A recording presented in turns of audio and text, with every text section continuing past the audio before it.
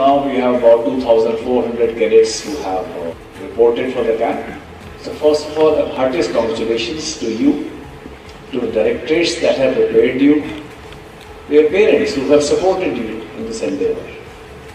We understand all of your students and NCC activities come at a cost, because next 1 month will be a major, I would say, intense activity where you will be rushing from one event to the other, and you will not know how this 1 month passes.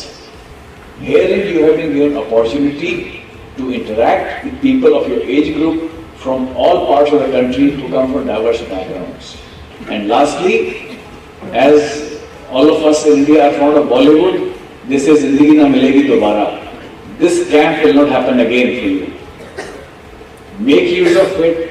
Interact with people, learn. Learn from each other, learn from instructors, learn from visitors, learn intangible, see how events are being organized.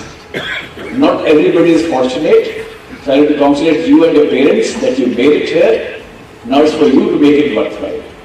Thank you and Jai Hind.